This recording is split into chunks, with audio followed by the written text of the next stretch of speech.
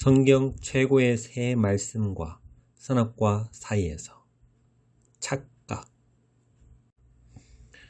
지금 이 시대는 과연 무엇이 판을 치고 있을까요? 단적인 예를 든다면 지금 이 시대는 휴대폰 없이는 살 수 없을 정도로 많은 사람들의 필수품이 된 것 같습니다.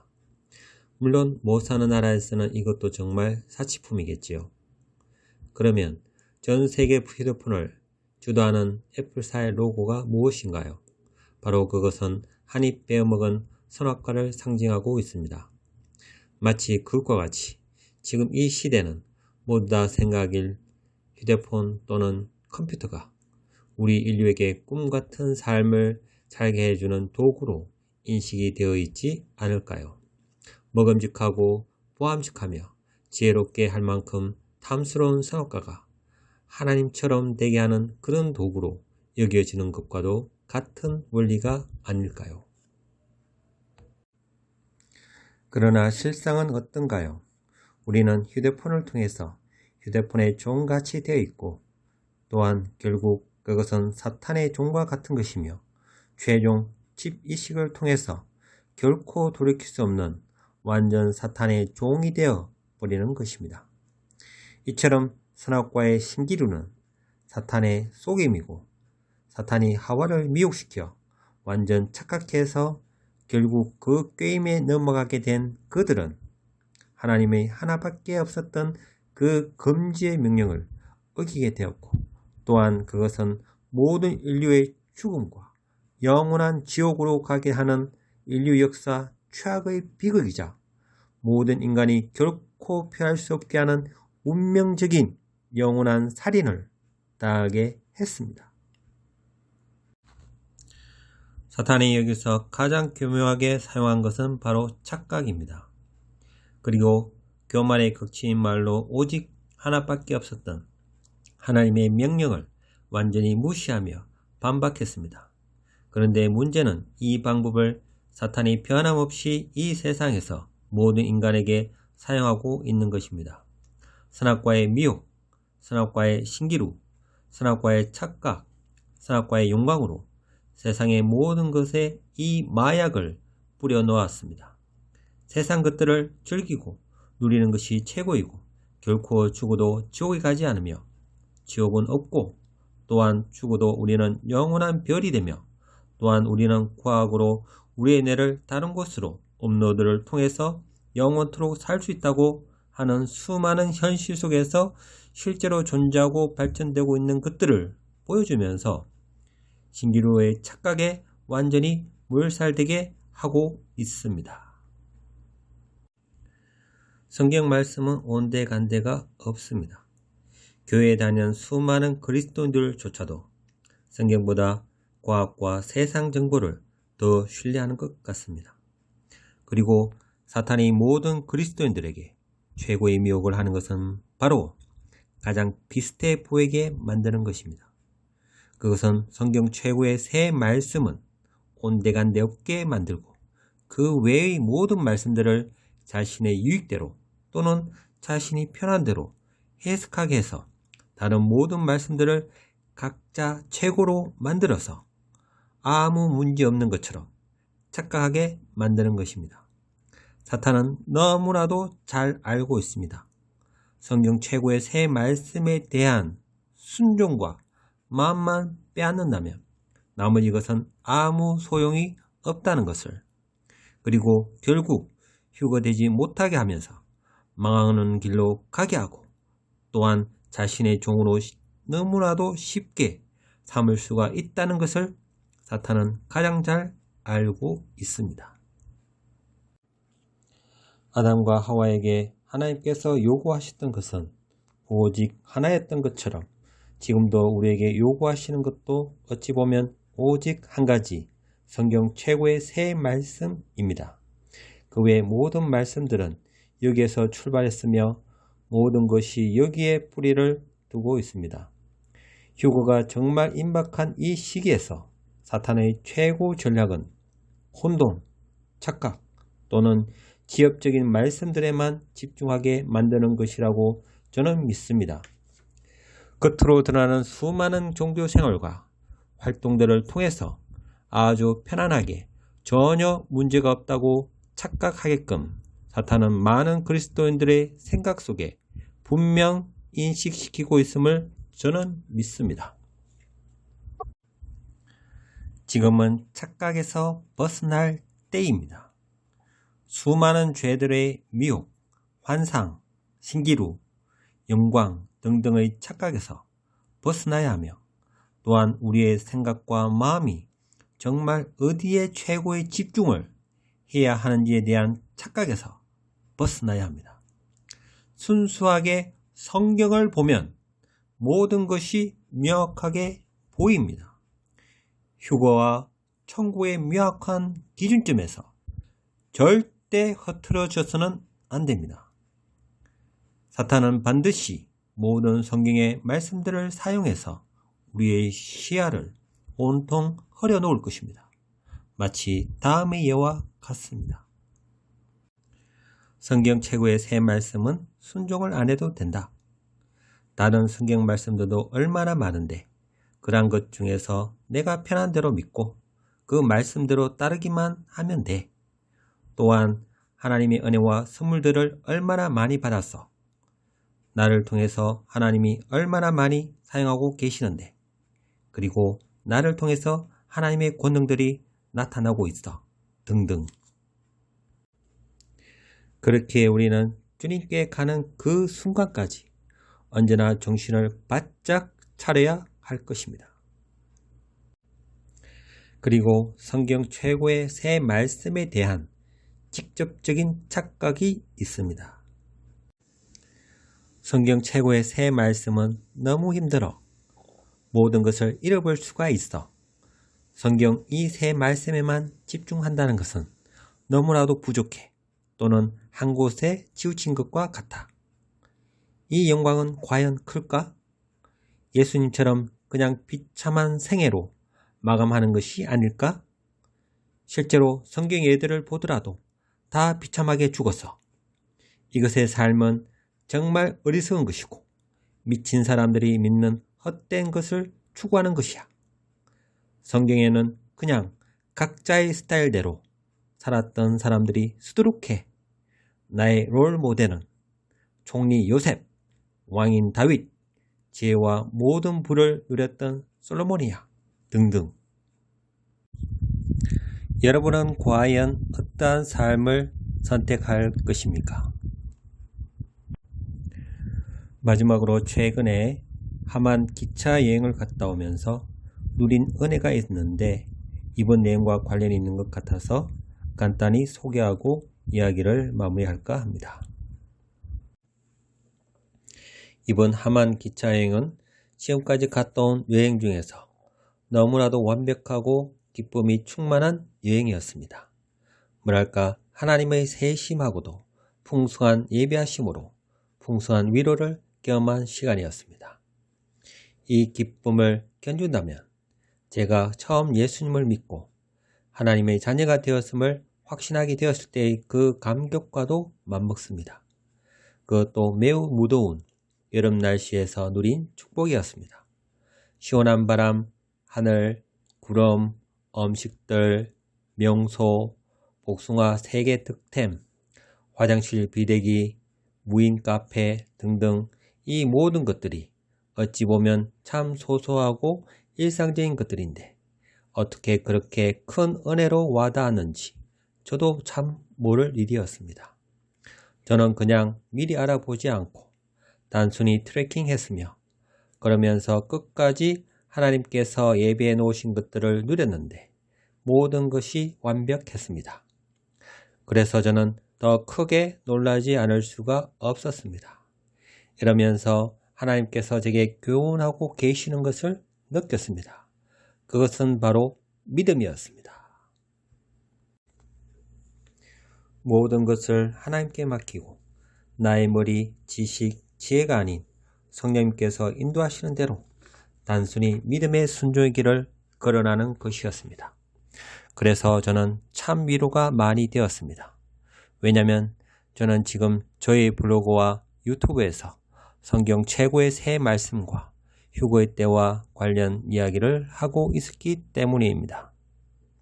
그래서 저는 오직 하나님만 바라보면서 사람을 의식하지 않고 오직 믿음으로 하고 하나님의 뜻이라고 생각되는 부분에서 그대로 나타내야겠다는 마음을 다짐하게 되었습니다. 그리고 그날 저녁 집으로 돌아갈 기차를 타기 전에 덜론에서 봤던 하늘 영광은 너무나도 커 보였습니다. 마치 주님께서 오시는 때와 비슷하지 않을까 착각할 정도의 빛의 영광이었습니다. 이처럼 저도 믿음의 결국은 반드시 승리하게 되며 주님께서 예배해 놓으신 영광을 반드시 보게 되리라 믿습니다. 이와 같이 믿음의 삶은 현실에서는 전혀 없어 보이고 느낄 수 없는 천국과 지옥을 하나님의 말씀만 믿고 세상 것을 포기하고 고난과 십자가의 길을 걸어가는 것입니다. 여기서 더 추가하는 것은 사족입니다. 성경 최고의 새 말씀을 추구하는 삶은 고난의 삶이고 비우는 삶입니다. 그리고 세상의 모든 착각의 삶은 전혀 인정하지 않고 오직 천국의 삶만을 온전히 인정하는 삶입니다. 그리고 또 하나 받은 교훈은 겸손입니다. 이번에 하만 여행을 갔을 때에는 저는 미리 알아보지도 않았으며 기대도 하지 않았습니다. 왜냐하면 이전에 차로 비염 치료하러 하만에 몇 번 잠시 갔었는데 별 볼 것이 없는 것처럼 보였기 때문이었습니다. 그래서 저는 마음이 온전히 비워져 있었습니다.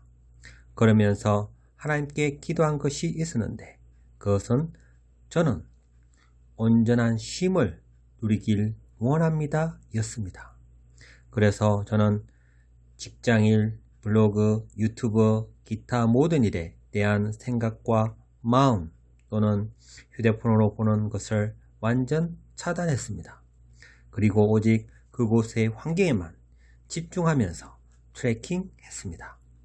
그런데 결과는 너무나도 놀라운 감동과 기쁨으로 찾아왔습니다. 여기서 저는 천국의 영광까지도 연장해서 묵상해 보았습니다. 예수님을 믿는 사람들이라면 다들 어떻게 하면 천국에서 더 많은 영광과 상을 얻기 위해서 노력을 얼마나 많이 할까 생각해 보았습니다.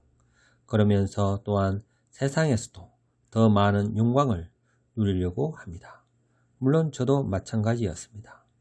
그러나 이것이 아니구나 하는 생각을 가지게 되었습니다. 천국은 분명 그 영광이 놀라울 것입니다. 그러나 그 천국의 영광을 온전히 크게 하기 위해서는 지금 현실에서 온전히 자신을 비우고 낮아져야만이 더 커진다는 사실입니다.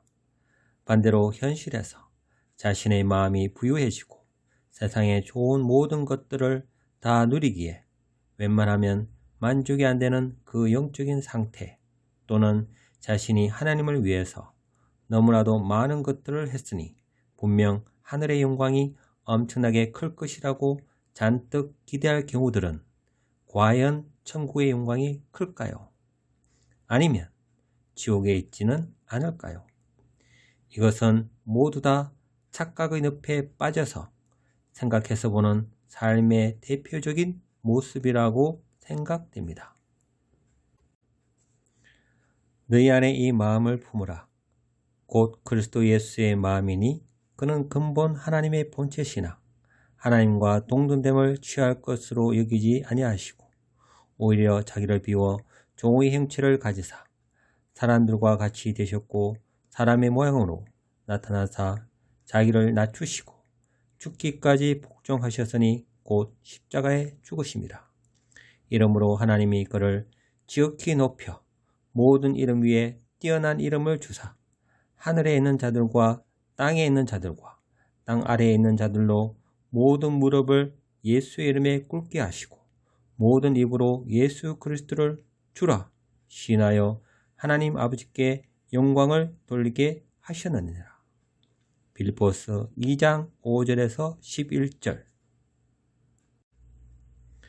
반대로 지금 현실에서 가식적이지 않은 온전한 중심에서 자신을 철저히 낮추고 비우면서 욕심과 탐심을 멀리하고 단지 가지고 있는 것에 만족하면서 절대 얽매이지 않고 언제나 천국에 소망을 두면서 또한 천국에서도 자신은 분명 작은 자일 것이라고 철저히 인정하면서 사람들을 섬기고 십자가의 길을 걸어간다면 결국 이러한 분들이 천국에 가서 천국의 아주 작은 기쁨만 누리게 된다고 치더라도 그 기쁨은 다른 어떤 누구보다도 큰 기쁨과 즐거움이 되지 않을까요? 이 또한 이것이 자신의 영원한 영광이 되지 않을까를 생각해 봅니다. 마지막으로 말씀을 읊조리면서 마칠까 합니다. 그리고 간단히 결론을 내면 세상이 주는 모든 신기루와 착각, 선악과 영광의 미혹은 오직 하나님께 가야만이 해결되고 또한 성경 최고의 새 말씀에 올인할 때 그 실체를 계속 인식하고 멀리하면서 동시에 영원한 영광과 기쁨과 즐거움을 주는 십자가의 맛을 깊이 깨닫게 되어 그 길을 온전히 가게 되는 것입니다.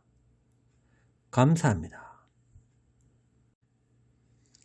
사람은 존귀하나 장구하지 못하며 멸망하는 짐승 같도다. 이것이 바로 어리석은 자들의 길이며 그들의 말을 기뻐하는 자들의 종말이로다. 그들은 양같이 소울의 도기로 작정되었으니 사망이 그들의 목자일 것이라. 정직한 자들이 아침에 그들을 다스리리니 그들의 아름다움은 소멸하고 소울이 그들의 거처가 되리라.